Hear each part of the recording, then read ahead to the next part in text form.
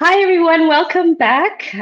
Today, we are talking about something every couple deals with at some point, but really nobody wants to talk about, which is money. Specifically, how you and your partner think about it differently. And today, I have a special guest.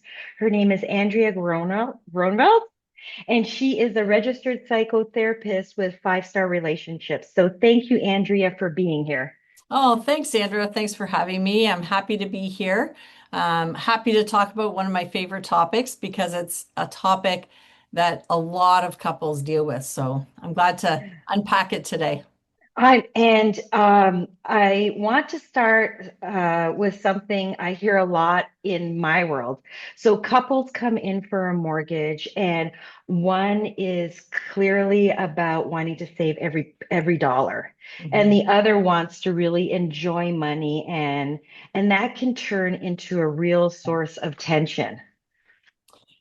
It's a really common dynamic, and at first glance, it looks like it's an argument or conflict about dollars and cents. But underneath it, couples are usually arguing about what money means to each of them. Like one partner is a saver. I'm sure we've Okay. heard of this. One Yeah. partner is a spender, and both of those come from somewhere real.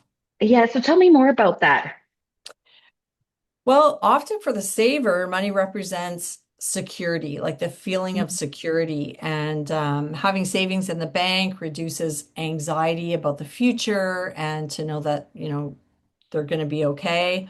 For the spender, money often represents freedom, enjoyment, Woohoo! the ability to create experiences. Who loves that?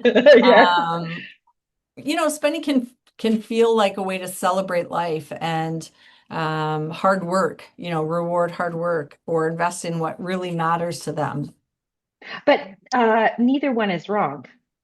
Is Neither one is wrong. Exactly. The problem starts when each partner assumes their way is the right way, and they're obviously emotionally invested in their way as well. The saver will start to feel anxious every time okay. money leaves the bank account, especially if they don't know about it, and then it's a surprise. And the spender starts to feel criticized, Mhm. controlled, lack of freedom. And that's when it stops being about the money and starts being about power, judgment, control, loss of freedom, those kinds of things.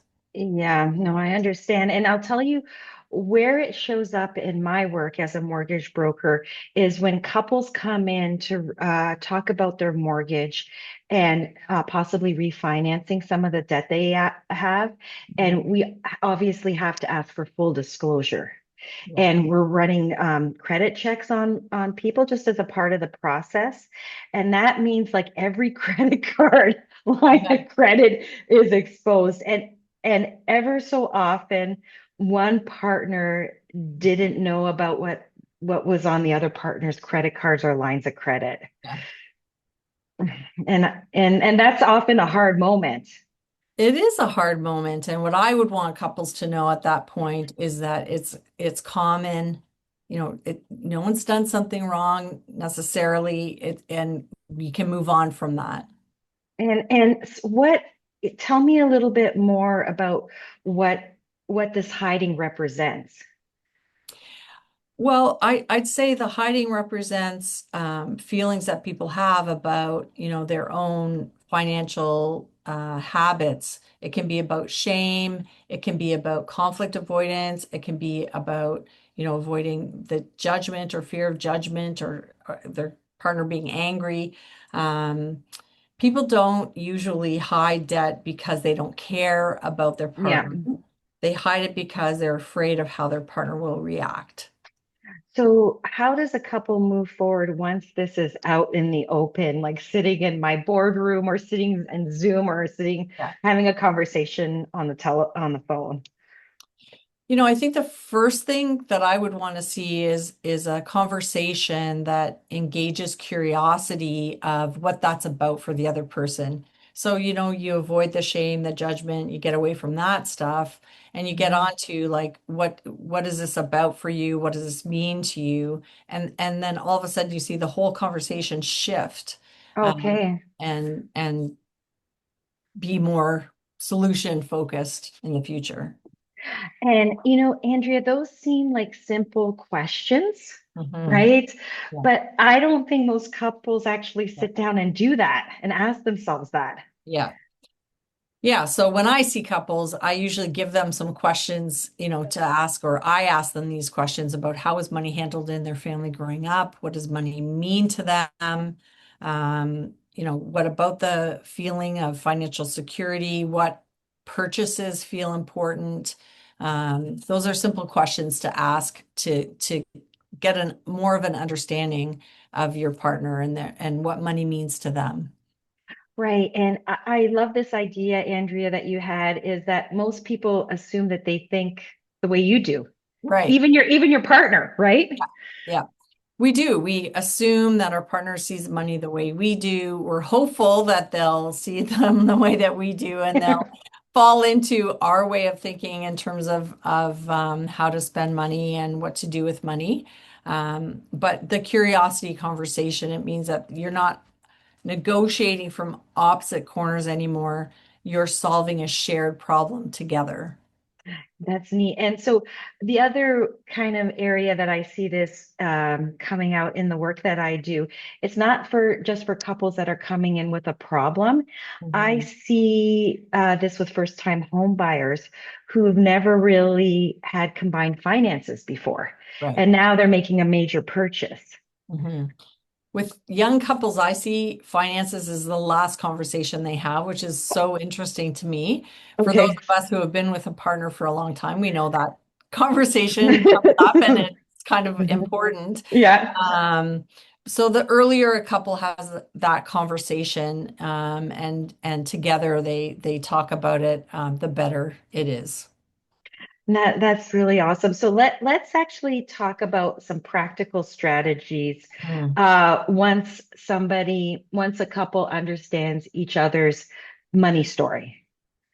So the first thing I think is if there's been sort of some disclosure surprises and there's some debt, is I often recommend something called the snowball strategy for debt Hmm. reduction. And that's, looking at all of the debts on one page and sort of figuring out what makes more sense to start with in terms of paying off. Sometimes it's the smallest debt, sometimes it's the highest interest debt. Hmm. But again, together working on addressing that issue. And the second one is sort of ongoing, and I do this with young couples and couples that have been together for a long time, is having a discretionary spending amount that's Okay. pre-agreed upon, that you don't have to answer for, you don't have to, you know, disclose or whatever.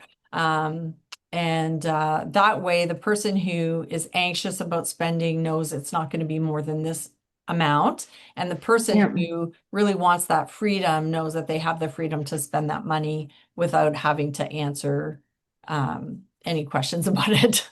There you go.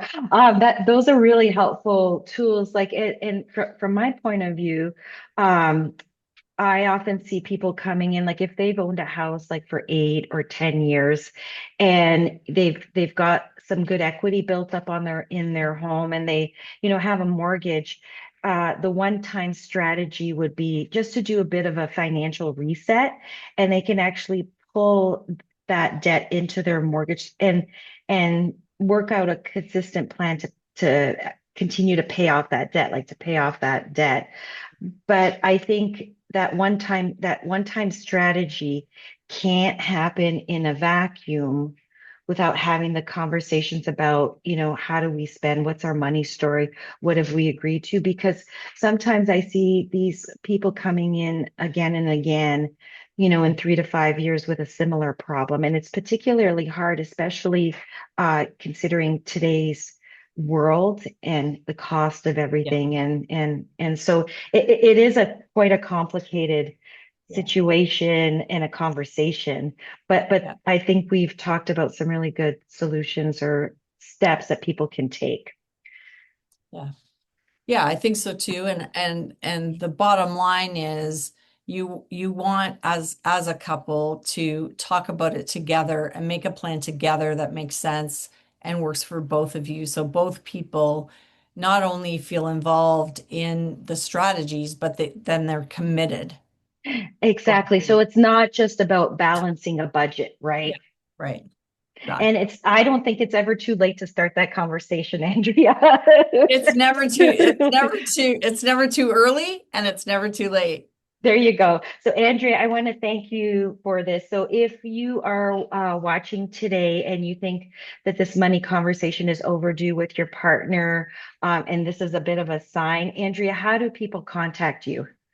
Yeah, you can contact myself and my team at on our website, fivestarrelationships.com. You can book online. I'll also include that information for you to provide to all of your watchers. Okay, thank you kindly, Andrea.